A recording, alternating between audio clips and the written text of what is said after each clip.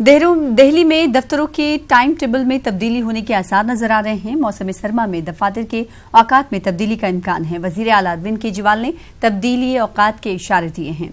सरकारी दफ्तरों से इसकी शुरुआत हो सकती है। हाँ, ये आइडिया आया जब मैं एलजी साहब से मिलने के लिए गया था, तो उन्होंने बहुत अच्छा आइडिया दिया था कि हमें स्टैगर टाइम्स भी करने चाहिए। मैंने कहा सर मैं उसके लिए तो क्या हूँ, अगर आप तो कल मैं ओपी अग्रवाल जी से मिला था जो इसमें एक्सपर्ट हैं। वो हमारा पूरा प्लान बना रहे हैं कि किस तरह से जब हम दिल्ली में विंटर सीजन में पराली के टाइम पे भी और पराली के बाद भी हम शुरुआत करेंगे दिल्ली सरकार के ऑफिसर्स से कि दिल्ली सरकार के ऑफिसर्स के टाइम इस तरह से स्टैगर कर दिए जाएं कि सारे लोग एक साथ सड़क पे ना आए। उससे ट्रैफिक कम होगा और इससे पोल्यूशन में भी कम होगा। सुप्रीम कोर्ट में कश्मीर मामले पर दायर करदा मुख्तलिफ अर्जियों पर जवाब दाखिल करने के लिए मरकज को 4 हफ्तों का वक्त दिया गया है। अदालत उज़्मा ने कहा है कि जम्मू कश्मीर उमूर पर अब मजीद कोई अर्जी समाअत के लिए कबूल नहीं की जाएगी। 5 रुकनी आईनी बेंच ने दफा 370 की मनसूखी को चैलेंज करदा मुख्तलिफ अर्जियों और वादी के मौजूदा हालात के तनाजुर में दाखिल की गई दरख्वास्तों पर जवाब दाखिल करने के लिए मरकज को 4 हफ्तों का वक्त दिया है। साथ ही अदालत ने हुकूमत के जवाब पर अपना मौक़िफ़ पेश करने के लिए अर्जी गुजारों को एक हफ्ते की मोहलत दी है। इस मामले पर आइंदा समाअत 14 नवंबर को होगी। दूसरी तरफ कश्मीर के हालात पर भी सुप्रीम कोर्ट में समाअत हुई। कोर्ट में सॉलिसिटर जनरल ने वादी में इंटरनेट बंद करने की वजूहात बताए। इन्होंने कहा कि अगर इंटरनेट बहाल कर दिया गया तो सरहद पार से फर्जी व्हाट्सएप मैसेज का सैलाब आ जाएगा। इस ताल्लुक से कोर्ट ने कहा कि कौमी सलामती को भी हमें पेश नजर रखना चाहिए। नेशनल कॉन्फ्रेंस के रुकने पार्लियामेंट हसनैन मसूदी का कहना है कि वो सुप्रीम कोर्ट में अपना मौक़िफ़ मजबूती के साथ रखेंगे। को लेकर सुप्रीम कोर्ट फिलहाल सुनवाई के लिए तैयार हो गया है। सुप्रीम कोर्ट में केंद्र सरकार और तमाम पक्षकारों ने अपना जवाब दाखिल करने के लिए समय मांगा है, लेकिन जो पक्षकार हैं वो उसका विरोध कर रहे हैं। उन्होंने कहा है कि इस मामले की सुनवाई जल्द से जल्द हो। फिलहाल सुप्रीम कोर्ट ने यह कहा कि इस मामले में केंद्र सरकार का जवाब काफी जरूरी है। नेशनल कॉन्फ्रेंस के हमारे साथ सांसद हैं हसनैन मसूदी साहब।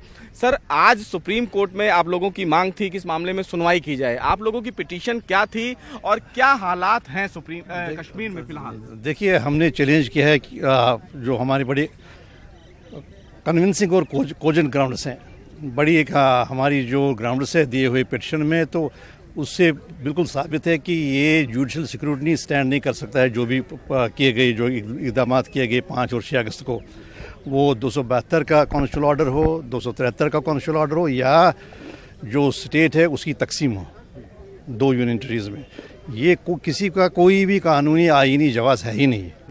और ये बात कि सुप्रीम कोर्ट ने हमारी जो पिटीशन है वो समाअत के लिए मंजूर की हुई है, नोटिस दिया हुआ है और एक कॉन्स्टिट्यूशन बेंच को मैटर रेफ़र किया है, वो तो खुद इस बात में का इंदिया देता है इस कि नहीं, हमारा जो भी हमने केस रखा है सुप्रीम कोर्ट में उसमें एक मेरिट है। और वो मेरिट जानकर ही कोर्ट ने ये फैसला किया है कि हम इन सारे जो भी ये स्टेप्स उठाए गए उनकी कॉन्स्टिट्यूशनल वैलिडिटी एग्जामिन करेंगे। अब ये है कि अब स्टेट का काम है और सेंट्रल गवर्नमेंट का काम है कि वो ये जानकर कि सुप्रीम कोर्ट ने जो भी उन्होंने कदम उठाए हैं, खा वो यूनियन टेरिटरी का हो या 370 का हो, उसको एग्जामिन करने का, उसको कॉन्स्टिट्यूशनल वैलिडिटी एग्जामिन करने की बात की है। उस पर यह लाजिम है कि वो सारा ये मामला होल्ड पर रखें। जब और सुप्रीम कोर्ट को प्रेम्प्ट करने के बजाय उस जो भी अहकामात आ जाएंगे सुप्रीम कोर्ट से उनको गैर मुअस्सर करने के बजाय ये सारा मामला होल्ड पर रखे जब तक कि सुप्रीम कोर्ट इस सारे मामले का उसकी समाअत नहीं करेगा।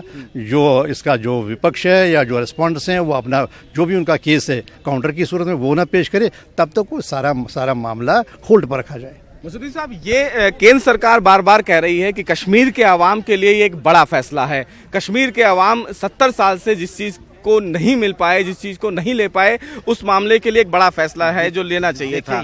आप चूंकि कश्मीर से हैं, कश्मीर के हालात को समझते हैं। बात ये जो सारा ये मार्केट करने का एक ये सब झूठ का पुलंदा है जिस पर ये मार्केट किया जा रहा है।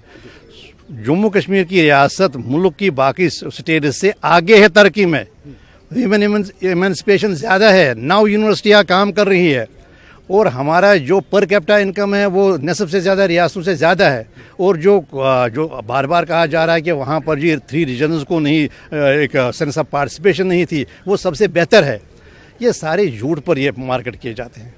दरअसल बात, और दूसरी बात यह है कि फंडामेंटल बात यह है कि ट्रेड ऑफिस नहीं हो सकते हैं, सौदाबाजी नहीं हो सकती, ऑटोनॉमी, आइडेंटिटी और आप सो कॉल्ड तरक्की के दरमियान, तो ये गलत है।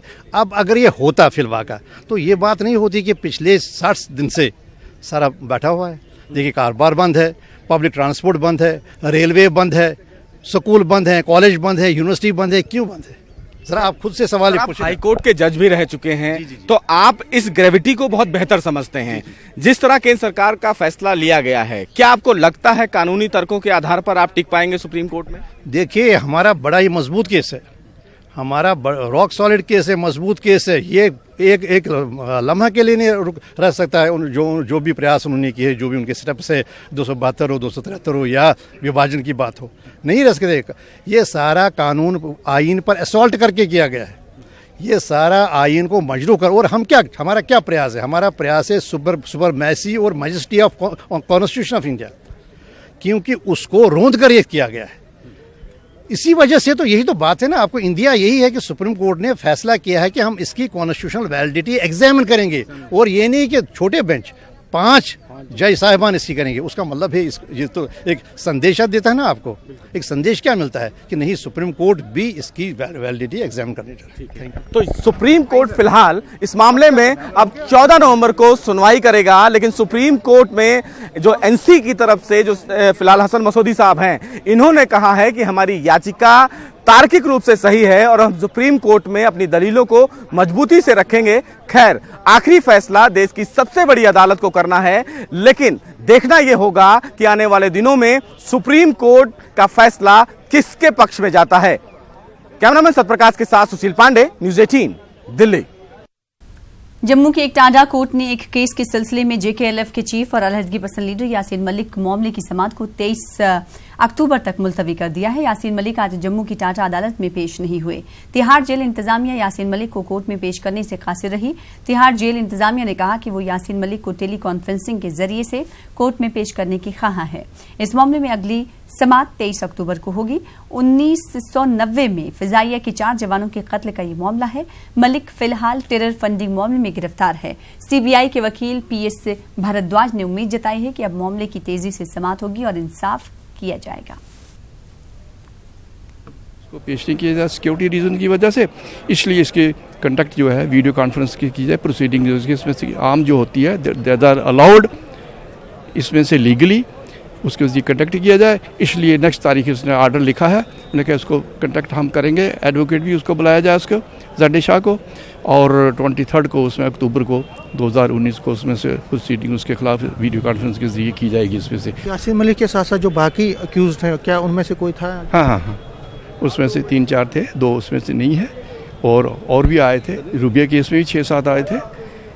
अक्यूज्ड आ रहे हैं इसमें से, और इनका जो नहीं आएंगे उनके खिलाफ जो कोर्ट जो है सख्ती से वो ऑर्डर करेगी। 512 वो जरूरी है, जमानतें जब्त करेगी, उनका दूसरे करेगी। कोर्ट अब जो है quickly intended to proceed on along with the case. Day to day hearing भी हो सकती है इसमें से। बेनिफिट इसके एक तारीख दी जाती है कि महीने के बाद तारीख से फ़ायदा कोई नहीं उस चीज़ का, वो डिले होगा, इसमें क्विकली डिस्पोजल होगा। और हम ये कहते हैं इसमें से किसी प्रकार का फिक्र करने की ज़रूरत नहीं है।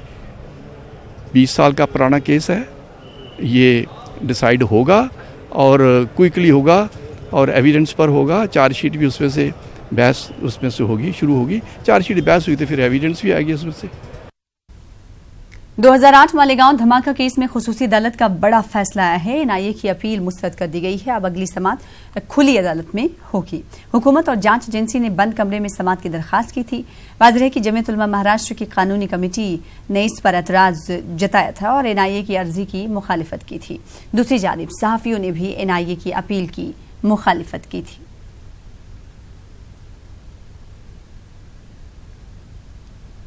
कोलकाता के साबिक पुलिस कमिश्नर राजीव कुमार को बड़ी राहत मिली है। कलकत्ता हाईकोर्ट ने इन्हें 50,000 रुपए के निजी मुचलके पर पेशगी जमानत दे दी है। अदालत ने राजीव कुमार को हिदायत भी जारी की है कि अदालत ने कहा है कि सीबीआई के बुलाने पर पूछताछ के लिए जरूर हाजिर हों। अदालत ने सीबीआई को हुक्म देते हुए कहा कि तलब करने से 48 घंटे पहले नोटिस दी जाए। अदालत ने मजीद कहा कि राजीव कुमार को इस बार सीबीआई तहवील में देने की जरूरत नहीं है। फिलहाल इसी के साथ इस बुलेटिन में इतना ही। दीजिए इजाजत। आदाब।